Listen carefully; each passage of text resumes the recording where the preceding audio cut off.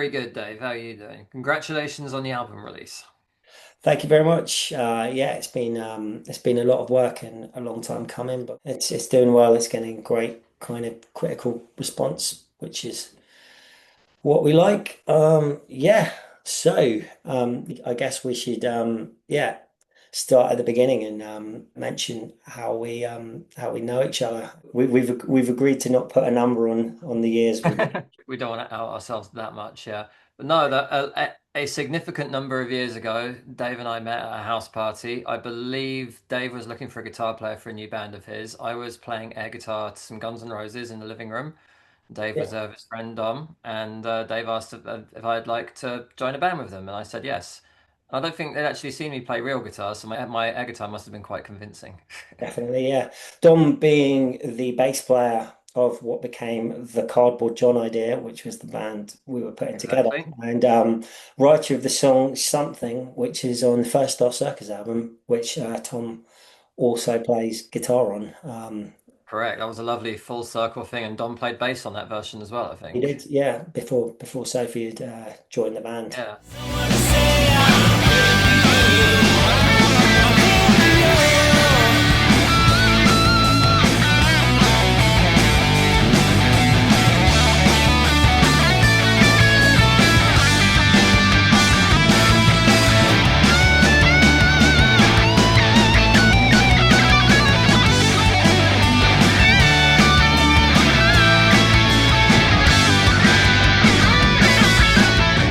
Our shared music history goes a long way back. So from that band, we all played something together. After a year or two of that band, Dave joined a band called the Renegade Playboys, and I was in that band as a full member for maybe like 9 months or something before I had to leave to go and live in Sheffield for a few years for university. But Yeah. I was a kind of in and out temporary member of the Renegade Playboys for many years after that. So the song Before the Song Is Over was a composition Dave wrote in Yeah. a significant number of years ago, which we used to play together quite a lot when I was in the Renegade Playboys. I'm And it comfortable with very saying it was more than 20 years ago now. it was more than 20 years ago, yeah. It was some time ago. But yeah, Yeah, we've I been haven't put my playing, makeup on today, so I think people yeah, me too, yeah.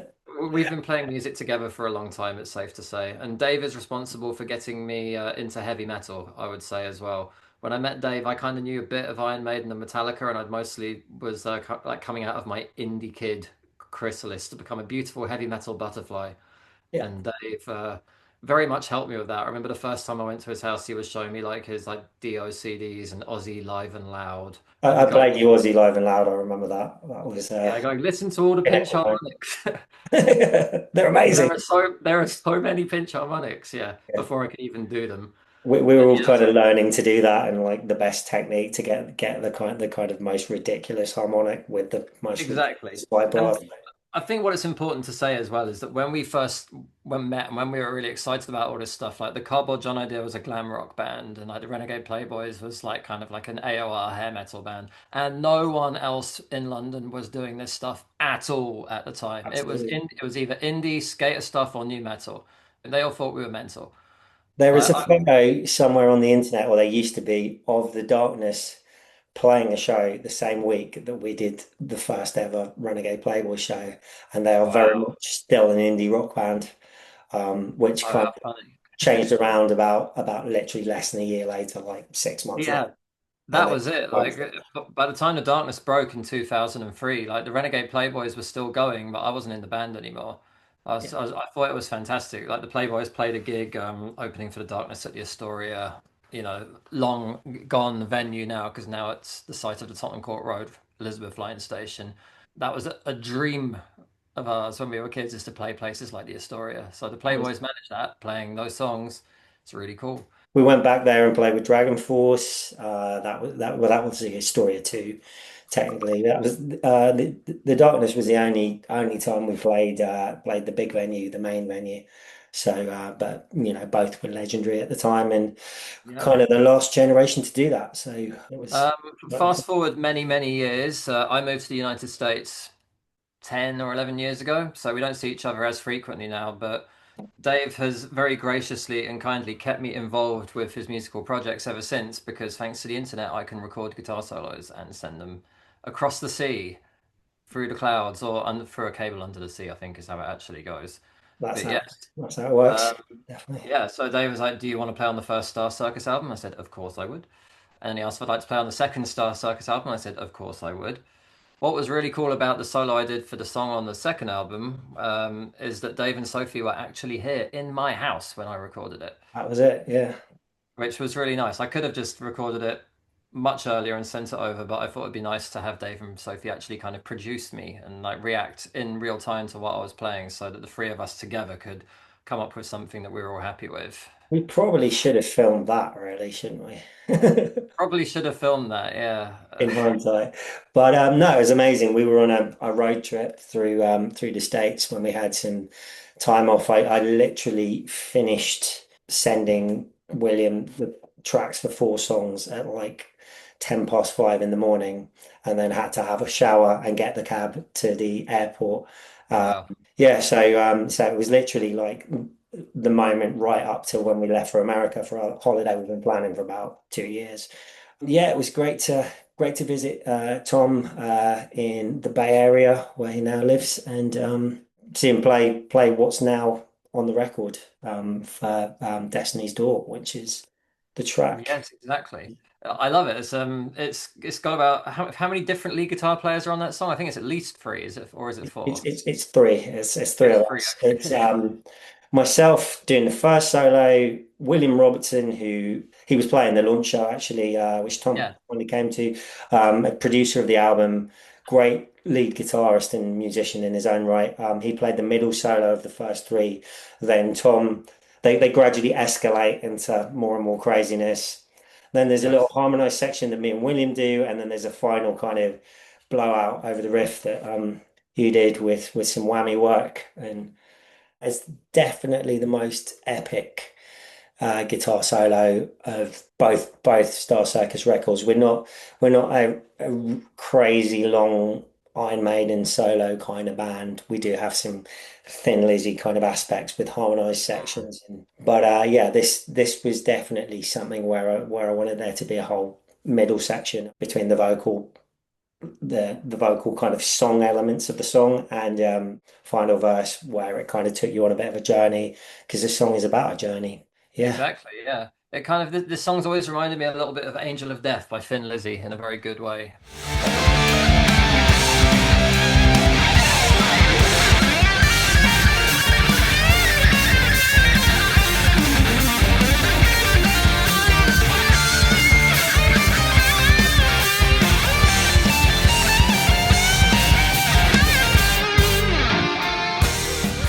So I feel like the band's kind of the sound is changing as the band evolves. It's like a lot. There's a lot more kind of like a lot more darker and more epic stuff on this new album, I think. But it still keeps kind of the tunefulness and the super melodic core from the first album.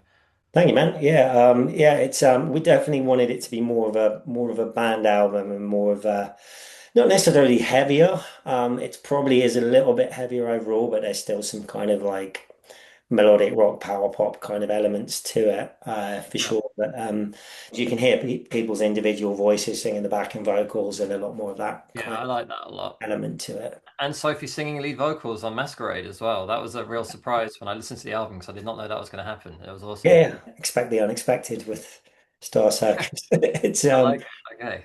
Yeah. that's coming out as the next single on Friday in Mm. in real time at the moment, so it probably will have come out. Mm. I've seen the teaser clips on Instagram already. Yeah, looking forward to watching it. Um, Tom used to harmonize everything.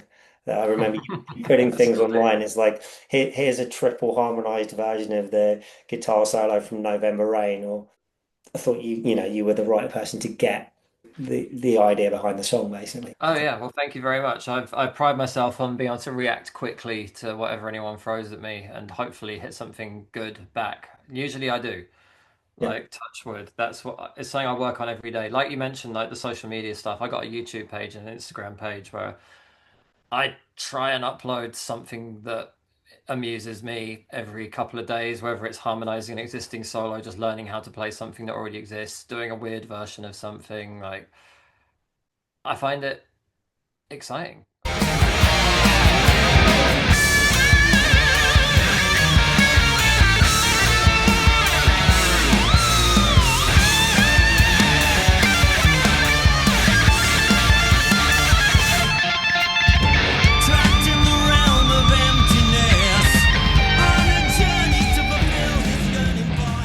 do play in a lot of bands, but they don't all rehearse every day. They don't all rehearse every week. So I need to keep my fingers busy somehow. It's great, like watching, knowing you for so long and watching like kind of the taste in music kind of expand from kind of metal and classic rock and a bit of indie rock to Steely Dan and more jazz orientated Yeah, stuff. Some pop stuff as well. diversifying the music tastes, perhaps. Yeah, I listen to all kinds of stuff. Like the stuff I've been listening to most this week is like Robin Trower, the old blues Oh guitarist who yeah. used to be in Procol Harum, and Olivia Rodrigo, Oh wow. Okay. and a whole lot of like instrumental jazz funk as well. Spotify's got my number on that, and it just keeps throwing more and more at me, and Yeah. I'm always like, yeah, this is pretty good. Yeah, okay. Yeah, But you put out a proggy release of your own. yeah, like last year, I don't get into those cycles of writing my own music very often, but when I do, it normally all happens all in one quick go. So I came up with about half an hour's worth of music over the course of a few weeks and just put it all straight up on Spotify and Bandcamp. My Bandcamp page is a good place to go and listen to it if you're interested, because any money donated there goes directly to a charity that helps rescue cats. The Oh same man, charity that I got my four cats from. big animal lover. Both of us, whether we'll cut this out, I don't know. Both of us being vegans. Yeah, no, no, let's leave this in. Let's just talk. Let's go hardcore vegan for the next 10 minutes. People who Yeah, eat meat are monsters. Yeah. yeah, no, it's I think animals are beautiful and they should have the same, the same rights, obviously to an extent. Obviously they Yeah, I mean, I wouldn't let them drive cars. cars. I wouldn't let them drive cars and stuff. That's Well, probably the well, yeah. if they pass the test, Yeah, who's to stop someone them? if someone can show me a goat who's passed the driving test, then I'll probably be driving better than half the people on the road. Yeah. I reckon one day there will be a monkey who can drive a car, and I would love to see it. I I would love hope to so. live to that day where there's a chimpanzee that takes a driving test, because I don't see why it wouldn't be possible. The theory test could be a problem because I don't know if they can read and write. That's true. I think the mechanical operation of a car should be possible. Apparently, you can use sign language to communicate with them. So That's true. you could Yeah. do a sign language theory test. Well, I went to watch Spinal Tap at the cinema last night, and this is starting to feel a bit like that. Oh, the new one. No, it's the old one. It's the 41st anniversary, so they've like remastered it and put it in the cinemas. But there was a clip from the new one at the end, so Oh, I've cool. now seen like a minute of it, which I'm quite happy. They look so old and fucked up in it. It's Oh, well, completely. the first one was what, 1983 or something? Like it Yeah, came. it was a minute ago. Yeah, definitely. It was like ahead of its time. They were like, you watch those Guns N' Roses making fucking videos. That was it, and just so much of the stuff and the interview footage, and it was just like, this is exactly like Spinal Tap, but Spinal Tap was made 10 years ago. I went to watch it with a friend last night, and she told me afterwards that like she thinks I've kind of gone full circle with Spinal Tap. Like watched it as a kid, saw it as an instruction manual, went off and did all the things and did all the bands and stuff, and now I'm back watching Spinal Tap again. It's like, yeah, that's kind of what happened. Nigel Tufnell's always been one of my biggest guitar heroes. I remember the more you used to drink, the more you sounded like Nigel Tufnell. That was kind of your thing. I don't know whether anyone told you that, but it was. No, but I'm really pleased if that's the case. That's great. I remember thinking it like several times when we were sort of teenagers and stuff. It's like Tom Oh, sounds really like that's Nigel really Tufnell. interesting. That oh yeah. Brilliant. I got a question for you. What's album number three going to be like, and can I play on it? You can definitely play on it. Sweet, I'll thanks. tell you that now. Unless it's entirely electronic. Oh, well, you can still play on it if it's entirely I'll send a synth solo or something. Yeah. electronic.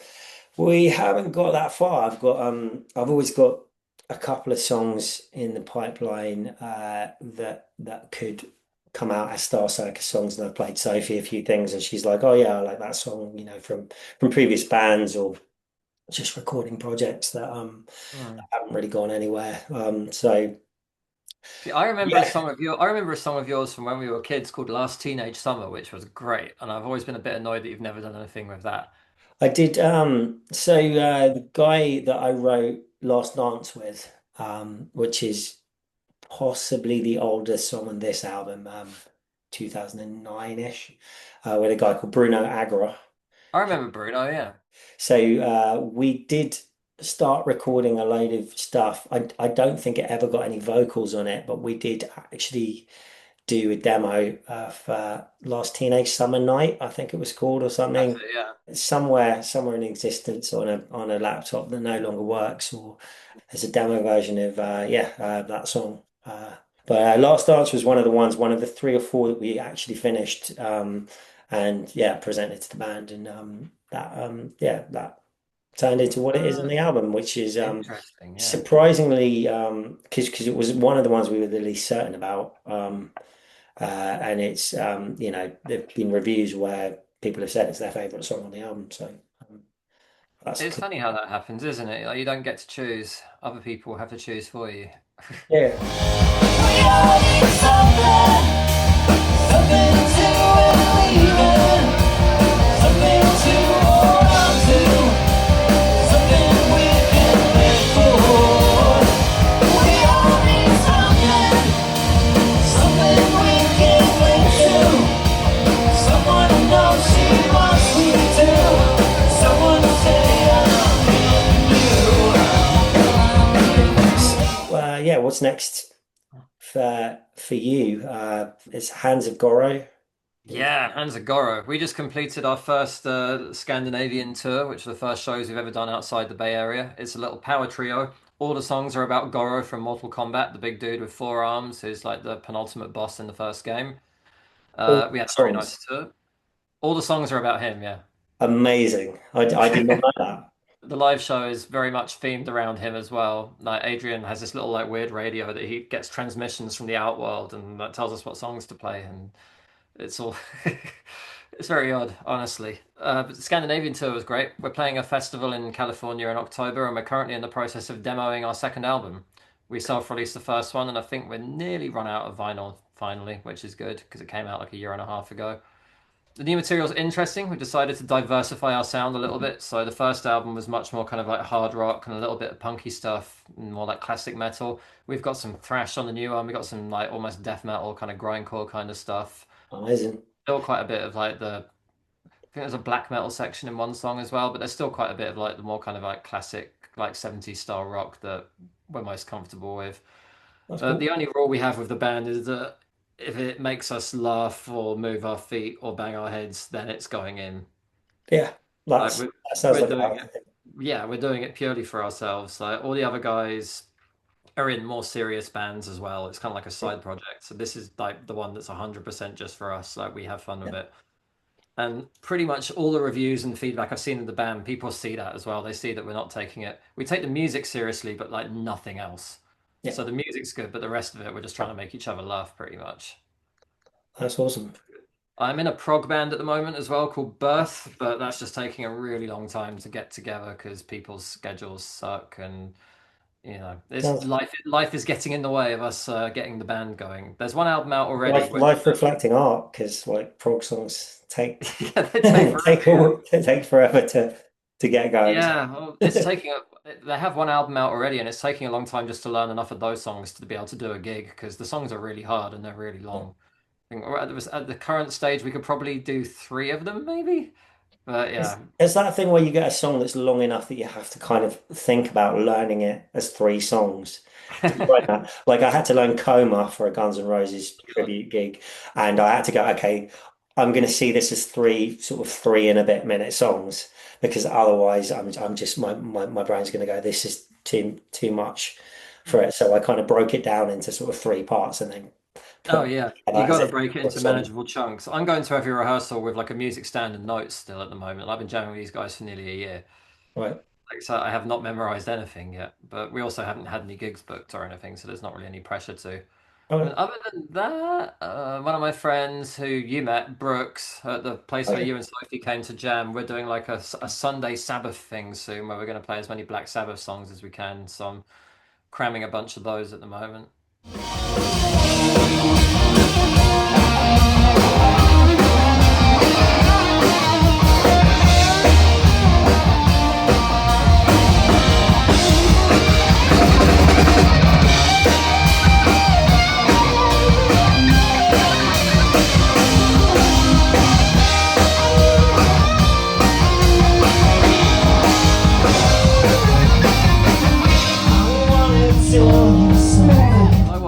Black Sabbath like farewell concert, and a lot of those people did a terrible job of like trying to sing Ozzy songs. Like some of them sounded appalling.